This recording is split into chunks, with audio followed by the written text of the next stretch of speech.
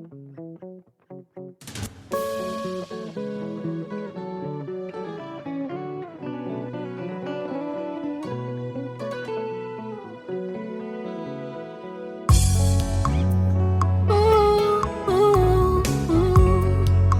tout ce qui respire l'éternel motema nanga ekomisa yo mabanzo nanga esanjola yo po oyo nga nazomona elongo libonzame na yo te.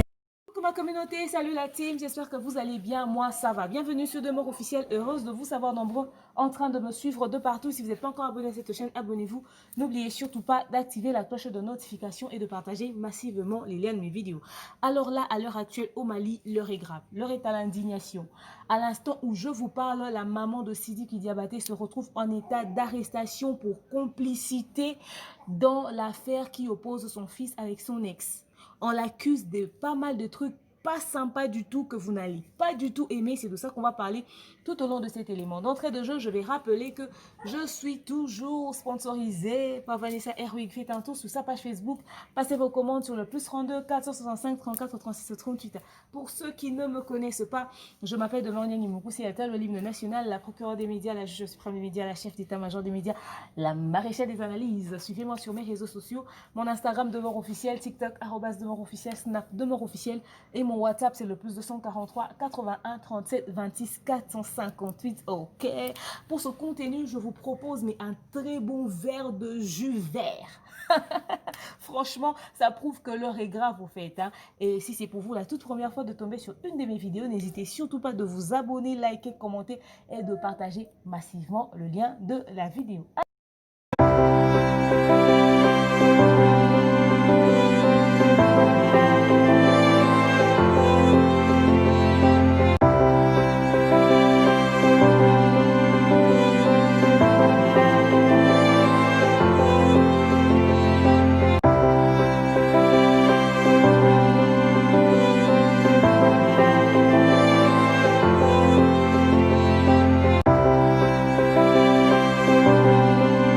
Alors, comme je le disais tout à l'heure, du côté du Mali, l'heure est grave. Pour ceux qui ne savent pas ce qui se passe, au Mali, il y a une grande star qui s'appelle Sidiki Diabaté, qui aurait eu une relation amoureuse avec une jeune dame qui a fait 7 ans. Et les deux ont passé 7 ans de vie commune. À la 4e année de leur relation, ils se sont séparés pour des raisons que seuls connaissent. Mais après, ils se sont remis ensemble. Mais il y a 1 an de cela, Sidiki Diabaté avait grave battu son ex maintenant. À l'instant où nous parlons, ils sont déjà séparés. Il aurait battu la meuf et tout, et battu, mais pas en rigolant. Quand vous voyez les images, mais le type a fait des trucs mais énormes. On se demande, il pensait qu'il était en train de taper sur qui? Des traces, des rougeurs, des plaies, on se dit des blessures, on se dit mais qu'est-ce qui s'est passé? Alors, il y a des langues qui racontent comme quoi, ouais, Sidiki Diabaté aurait trouvé une maison pour la fille et il aurait trouvé la fille en plein débat sexuel avec un homme dans la maison et tout et tout. Mais quoi qu'il en soit, rien ne donne à un homme le droit de battre une femme comme ça. Tu trouves ça, mais soit porte plainte, accuse-la à la police, rencontrer des aînés, mais parlez-en. Mais non, lui, il avait battu la meuf. Mais ça datait d'il y a 1 année de cela. Il y a quelques jours, les photos sont apparues sur les réseaux sociaux. Qui ont publié, on ne sait pas. Mais la fille est passée dans les émissions, à la radio et tout. Elle a raconté que ouais, ce n'était pas la toute première fois. Elle a subi des violences conjugales. Elle raconte même qu'elle s'est fait séquestrer pendant 2 mois par Sidiki Diabaté. Ok? C'est au fait ça. Le gars n'a pas voulu trop se prononcer sur le sujet. Et pam, il a été interpellé, il a été placé en garde à vue et tout de suite après, on l'a envoyé en prison. Nous tous, on s'est dit, waouh! Donc en Afrique, les histoires de violence conjugale commencent à être prises un peu plus au sérieux. On est vraiment en train de suivre le dossier de près. Mais ce n'est qu'aujourd'hui, dans les heures, on apprend que la mère de Sidiki Diabaté se retrouvait aussi en état d'arrestation pour complicité. Mais ce que les gens ne savent pas, c'est que l'ex de Sidiki Diabaté aurait déjà raconté qu'elle se serait fait avorter 11 fois de suite. Je signale qu'ils ont eu une relation de 7 ans. Mais elle se serait fait avorter 11 fois de suite sans son consentement. C'est l'homme qui lui poussait à avorter, c'est l'homme qui lui poussait à avorter. Et de cette relation, il n'y a jamais eu d'enfant. Mais maintenant, qu'est-ce que la mère de Sidiki Diabaté vient faire dans l'histoire? On l'accuse de complicité, mais pas n'importe quelle complicité. C'est que c'est elle qui allait avec la fille pour se rassurer que la fille s'est vraiment fait avorter. C'est-à-dire, pendant que les belles-mères africaines aiment petit-fils, petite-fille, elle contribuait dans ça là. Non, non, non, non, non, je n'en reviens pas. C'est ce qui se murmure sur les réseaux sociaux. On avait juste dit pour complicité, mais sur les réseaux sociaux, il y a d'autres détails qui ont apparu et tout. Parce que la fille, quand on avait parlé de ouais, je me suis fait avorter 11 fois, on a dit quoi? T'es pondeuse ou quoi? 11 fois. Mais quand on a arrêté sa belle-mère, donc la mère de Sidiki Diabaté pour complicité, on a fait ouais. Alors, mais cette famille, mais qu'est-ce qu'ils ont fait avec cette fille au fait? Qu'est-ce qui s'est réellement passé? Au fait, plus les jours avancent, plus cette histoire n'arrête pas de nous surprendre. Je tiens à signaler que, à cause de ça, toutes les entreprises qui se respectent, qui avaient une quelconque collaboration avec Sidiki Diabaté, ont résilié leur contrat parce que tout le monde prône la paix et tout le monde dénonce le mal. Les gens disent non à la violence faite à la femme. C'est un mot d'ordre parce que beaucoup de femmes sont en train de mourir à cause des violences conjugales.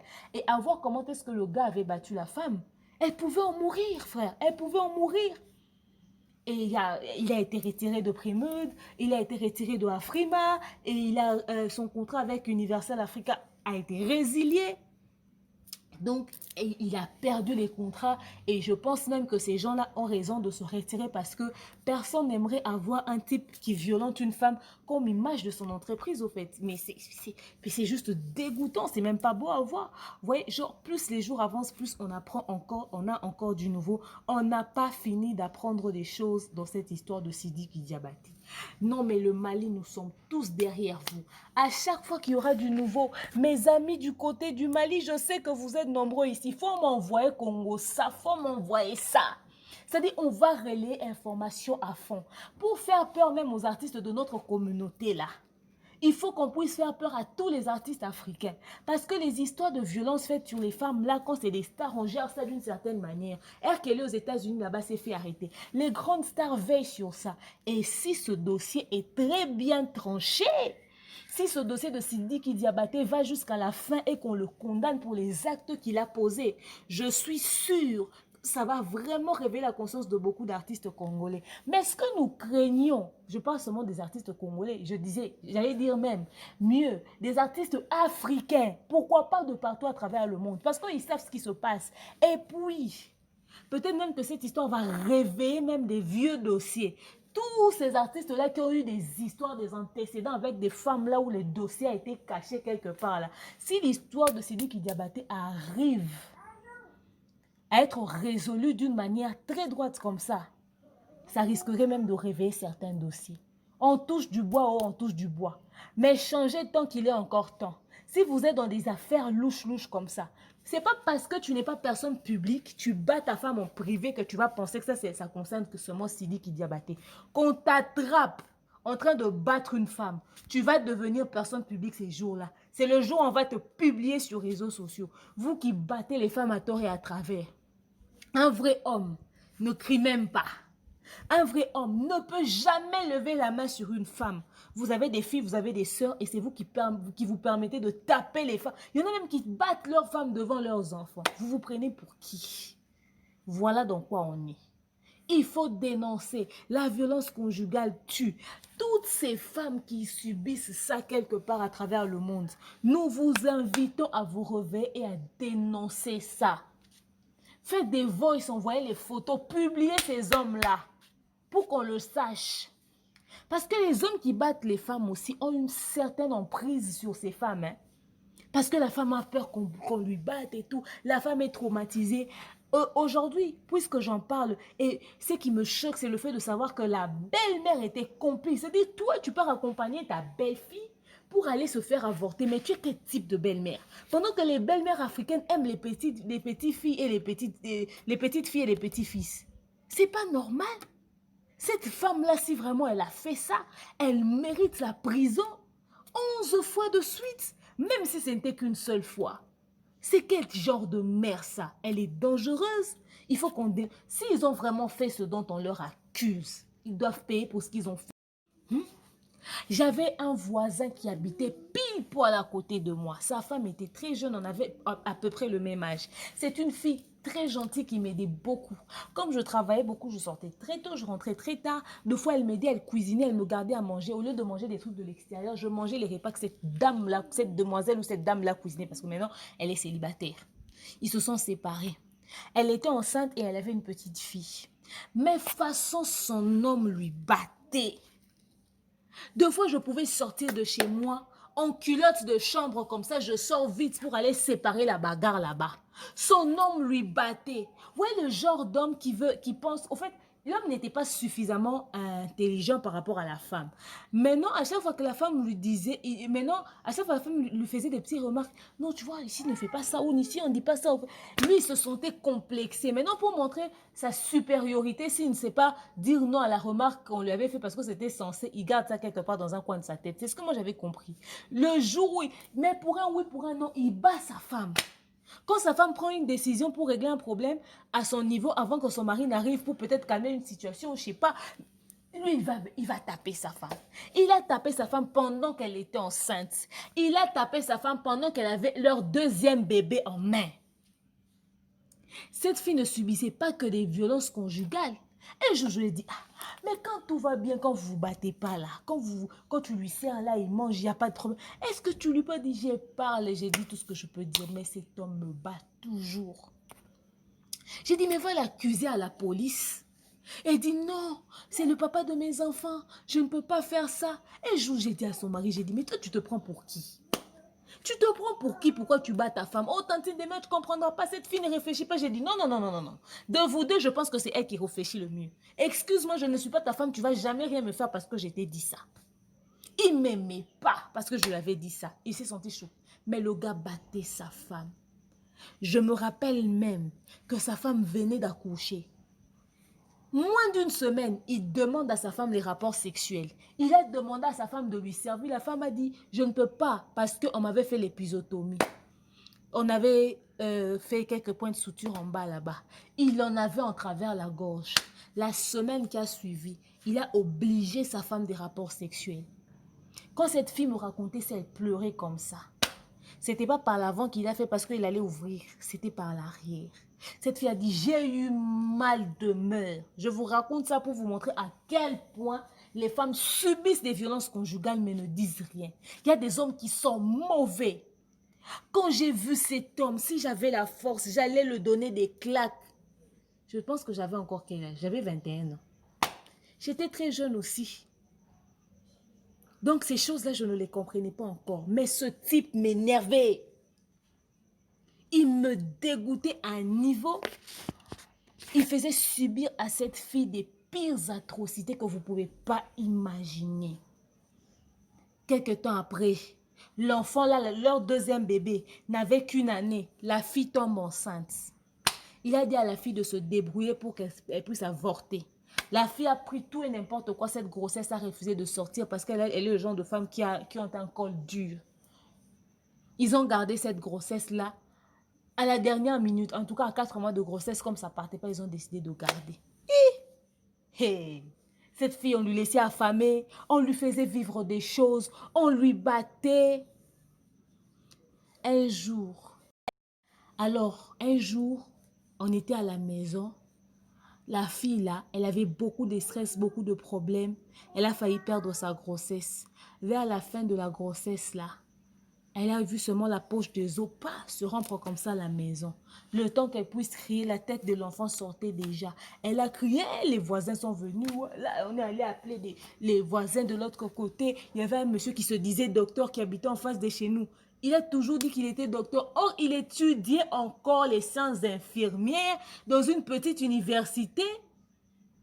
Et il faisait le stage dans un petit centre de santé du quartier. Et ce type, tout le monde l'appelait docteur.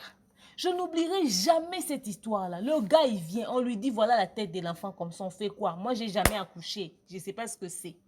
J'avais 21 ans. Le gars, il a commencé à tourner dans tous les sens. Comme si l'enfant commençait à sortir. Et les mamans qui ont déjà accouché ont roulé les bébés dans un petit drap là. Et son mari là qui lui bat tous les jours est parti chercher un taxi. Ils sont venus, ils ont pris le taxi, ils sont allés à l'hôpital. On a appelé la grande sœur de la fille. La grande sœur de la fille leur a rejoint là-bas. Au bout de 3 jours, le médecin demande l'argent pour qu'on puisse libérer la femme. Le gars dit, oh, j'arrive. Il part, il fait 2 jours, il revient jamais. Il appelle sa femme, il dit, j'étais allé chercher l'argent, j'ai pas vu l'argent. Maintenant, comment on va faire? Oh, on va fuir de la maternité. Oh, dis à ma sœur que tu n'as pas d'argent, comme ça ma soeur va te prêter de l'argent, comme ça je vais sortir légalement de la maternité. Oh non, j'ai déjà étudié avec 2 amis avec qui j'étais venue. Je vous raconte une histoire vraie, hein. Ce n'est pas une pièce de théâtre. Ma copine là, un jour je vais l'inviter, enfin c'est une voisine. Pour l'anniversaire de ma fille là, je vais leur inviter, vous allez les voir. Elle va venir avec ses 3 filles. Je vous dis, le lendemain matin, son mari l'appelle et lui dit, oh, écoute, j'ai déjà étudié le terrain avec mes amis. Comme j'ai pas d'argent pour payer l'hôpital, on va venir par l'arrière de l'hôpital. Tu vas nous jeter le bébé. Écoute, toi, tu vas sortir en cachette. Comme ça, on va fuir. Tu laisses tout le reste à l'hôpital. On va acheter dehors. La femme a dit, hey, pourquoi tu me fais? Oh non, parce que j'ai pas eu l'argent. Elle dit, quoi? Mais qu'est-ce qui te prend? Le jour suivant, elle en parle à sa soeur. Sa soeur, déjà, elle prenait en charge leur fille aînée. Et quand on lui disait, laisse tomber cet homme, elle dit, oh non, j'ai mon mari. Vous savez, les femmes, quand elles sont amoureuses, là. Puis, le type n'est jamais venu le lendemain, n'a jamais rappelé. C'est la sœur de la femme qui prend déjà en charge la fille aînée, qui vient payer l'hôpital. Elle prend sa sœur, elle emmène sa sœur chez leur oncle, qui n'est pas restée là-bas avec le bébé. Cet homme, si je vous raconte là, vous n'allez pas croire. Il venait tous les jours devant la parcelle de l'oncle pour dire il veut voir ses enfants. Il veut voir son bébé. Depuis que sa fille est née, il n'a pas encore vu sa fille. Pourquoi on l'empêche de voir sa fille? Il venait faire du bruit comme un fou. Je me suis demandé, mais ce type n'est pas normal ou quoi? Il a un problème ou quoi? Qu'est-ce qui n'allait pas avec lui? Il faisait du bruit, il faisait du bruit. La femme a vu que l'homme est tellement venu faire du bruit, elle commençait à avoir honte. Un jour, elle a fui la maison avec son bébé. Elle est rentrée chez elle. L'oncle et sa femme cherchaient la fille avec le bébé. Elles sont allées où? Ah, peut-être qu'elles sont au coin. Ils sont allés faire un tour. Le bébé avait déjà 3 mois. Non, le bébé avait 2 mois. Ah, peut-être qu'ils sont allés au coin faire un tour, prendre de l'air. Mais un bébé de 2 mois. Elle avait déjà fui, elle est rentrée. La nuit, elle ne vient pas. On appelle sa grande soeur la nuit. La grande soeur dit, elle n'est jamais venue ici. Ah, c'est qu'elle est rentrée chez son mari. Ou c'est qu'elle est rentrée. On part chez son mari, on la trouve. Oh, je suis seulement rentrée, c'est mon mari. Le mari qui se tient devant la porte de la maison. Elle dans le salon, en train de parler avec ses parents ses oncles qui sont devant la porte. Oh, je suis seulement rentrée. Donc maintenant, lui, il était là, il servait de barrière pour que sa belle famille ne puisse pas récupérer leur enfant. Je dis, la belle famille est partie. 1 mois, c'était beaucoup. 1 mois, c'était beaucoup. Ils ont repris leurs sales habitudes là, se battre. L'homme a tapé la fille là, avec le bébé en main. Avec le bébé en main. Je me suis levée de chez moi, je prenais ma douche. Je me suis rincée comme si c'était un problème. J'ai pris un cinglé, j'étais mouillée comme ça, j'ai attaché mon pagne, je sors. J'arrache d'abord le bébé parce qu'elle était en train de faire téter le bébé pendant que ce type-là lui battait. Je prends le bébé, j'emmène chez les voisins. Allez, l'homme là, les hommes du quartier ont pris le garçon, ils l'ont fait sortir de la maison. Mais tu es fou, quoi? Pourquoi tu tapes ta femme? Elle n'était pas ici, tu allais lui suivre là-bas. Comme un petit fou. Le gars est sorti faire des 100 pas parce que il était fâché. On a envoyé une petite fille du quartier, va nous attraper un taxi. Elle est partie nous attraper le taxi. On a dit, où sont les valises des enfants? On a pris les valises. Nous, je vous raconte une histoire. Le jour de l'anniversaire de ma fille, là, je vais vous montrer la dame. On a pris les valises de la fille, on a fait entrer dans la voiture. On a pris les valises de la fille, on a fait entrer dans la voiture. On a cotisé l'argent, on lui a donné. On a dit, chauffeur, c'est combien? On paye le chauffeur. Allez le laisser chez ses parents, à Mongafoula. On lui a donné l'argent en main. On a dit, tiens ça. J'ai dit, tu m'appelles sur mon numéro parce que tu l'as. Allez, tiens, pars. On a dit, si tu veux, tu viens un jour de bon matin, quand il n'est pas là. On prend encore un autre taxi, tu laves toute sa maison, tu prends tous les biens. Tu pars vendre, si tu veux. Parce que dans cette maison-là, tout ce que tu vas vendre là, tu ne vas pas sortir avec moins de 500 $. Ça sera plus. Oh, moi, je ne vais pas avoir ça sur ma conscience. Allez, monte dans les taxis, pars. Prends tes habits et tes enfants et tes clics et tes claques. Elle a juste pris la télévision de chambre, elle a pris deux petits trucs, le matelas où sa fille aînée dormait. Elle a juste pris ça, elle l'a mis dans le coffre. Elle a pris deux, trois choses. Elle est partie. L'homme là vient le soir. Elle cherche, elle regarde, elle ne voit pas. Tu vas demander à qui? La maison vide. Quand il a vu qu'il n'y avait pas de valise là, les gens lui regardaient. Il n'a jamais osé poser à quelqu'un la question. Et quand elle est arrivée chez ses parents, elle m'a raconté que quoi, l'homme là était venu pour dire qu'il puisse s'arranger à l'amiable et tout. Et il veut commencer à prendre ses enfants en charge. Je lui ai dit, toi là, c'est la mort que tu as loupée. Mais si tu rentres encore entre les mains de cet homme là, tu vas voir comment est-ce que même ta propre famille va te laisser tomber. Il t'a fait faire 3 enfants, il t'a fait vivre les pires atrocités. Il y a des hommes comme ça. Il n'a rien. Il n'est rien. Il gagne petit salaire. Mais c'est lui qui se comporte. C'est lui qui diabatait même à l'argent. L'argent pouvait couvrir ça. Mais vous voyez que l'argent ne couvre rien. Quand c'est violence conjugale, c'est violence conjugale. Il y a même des hommes riches, responsables, qui ont beaucoup d'argent, qui ont ce genre de comportement. La violence. La violence. Cette fille était allée parler avec ses belles-sœurs et ses beaux-frères pour leur raconter ce qui lui arrivait. Oh, tu sais, tu connais ton mari. Nous aussi, on vit nos histoires dans nos foyers, on gère. Parle seulement avec lui, il va arranger. Un jour, ils ont eu une petite réunion débile familiale là. Je leur entendais de loin dans la cour. Ils étaient en train de raconter. Ouais, tu sais, on est juste venu te dire, si tu veux pas qu'on nous fasse du mal dans nos foyers, faut pas aussi lui faire du mal, hein. Protège-la, c'est une fille bien. À chaque fois, elle vient nous voir, elle ne vient jamais même bredouille. Elle vient toujours avec quelque chose.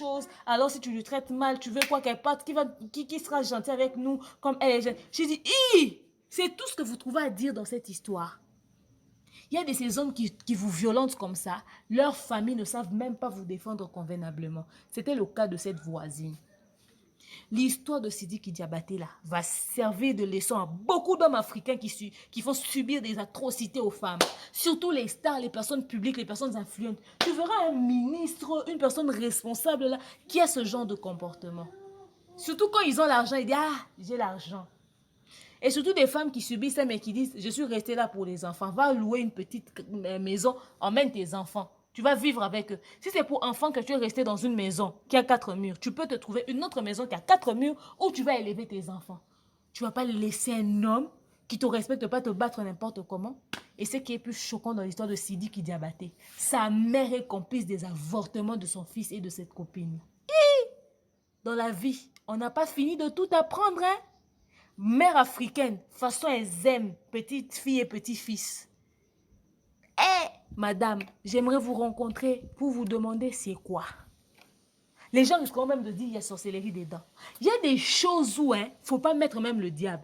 C'est-à-dire même le diable est surpris de la situation que vous vivez. Il dit, je ne vous ai pas combattu, je ne sais pas. Ce qui vous arrive, je m'étonne aussi. Ni Dieu ni le diable est dans ça. C'est l'être humain lui-même. C'est des histoires comme ça. Cette femme-là, ça doit servir de leçon. Comme ça, beaucoup d'hommes vont changer. C'était un tout petit peu ça, au fait. J'ai pensé à cette histoire à cause de l'histoire de Sidiki Diabaté, là. Donc, cette histoire me choque tellement. Mais tout le temps, on va vous donner la suite du dossier. On va suivre ça de près. Sinon, dites-moi ce que vous en pensez de l'histoire de Sidiki Diabaté et du fait que sa maman serait complice dans une histoire pareille. Ça nous laisse juste sans voix, au fait. Ça nous dégoûte. Il y a des belles-mères qui sont terribles. Il y a des belles-mères qui domptent leur fils. Ils t'épousent. Mais il écoute toujours sa belle-mère. C'est plutôt sa mère. Il fait tout ce que sa mère lui dit. Il y a deux femmes là, tu étais dans ton mariage avec ton mari, personne ne t'a jamais rien fait. Mais le mariage de ton fils, c'est toi qui diriges. Tu entres dans la cuisine, tu lui dis comment traiter sa femme. Toi, tu es déjà marié, l'homme quittera son père et sa mère. Tu arrives chez toi, mais tu prends la vie de ta mère tout le temps. Ta mère et ta femme se disputent devant toi, tu prends parti pour ta mère. C'est quoi ton problème? Dis, écoutez, calmez-vous, respectez-moi au moins. On va continuer cette discussion plus tard. Tu calmes les choses comme ça. Tu vas parler à ta mère à côté, tu vas parler à ta femme à côté. Toi, tu prends part pour ta mère devant ta femme, ou tu prends part de ta femme pour ta femme devant ta mère. Il y a des hommes qui ont chassé leur femme de la maison ou qui ont battu leur femme à cause de leur mère. Il y a de ces belles-mères qui sont tellement capricieuses, qui sont tellement jalouses des femmes de leurs enfants. Mais jusqu'à aller accompagner la copine de ton fils pour faire des avortements là. C'est ton ou qui fonctionne pas bien. C'est quoi? C'est quoi? On doit commencer aussi à dénoncer les belles-mères qui font des plans machiavéliques. Il y a des belles-mères très dangereuses. Vous n'allez pas aimer. Très dangereuses. Ce genre de belle-mère-là. Et surtout quand c'est en complicité avec leur fils, c'est là où c'est énerve. Que ta mère n'aime pas ta femme, mais que toi tu l'aimes quand même et tu vas la protéger face à ça. Mais quand tu es complice avec ta mère pour nuire à ta femme, c'est là où le bas blesse. On se demande, il y a quoi qui ne va pas dans cette famille? Tu épouses toi-même ta femme et toi et ta mère, vous êtes complices pour nuire à l'enfant des gens. Carrément, laisse-la partir.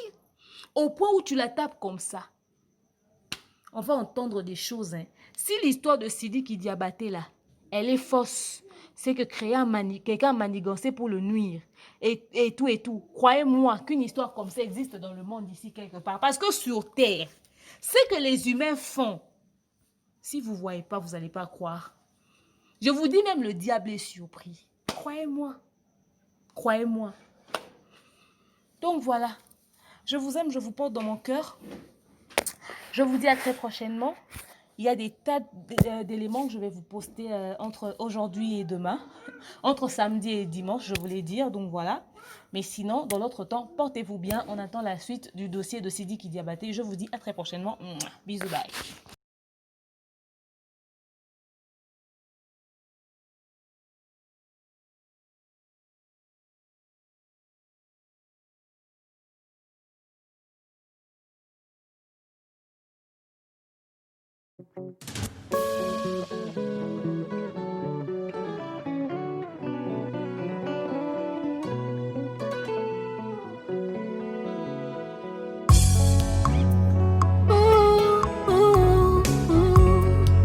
Que tout ce qui respire l'Éternel motema nanga ekomisa yo mabanzo nanga esanjola yo po oyo nga nazomona elongo libonzame na yo te.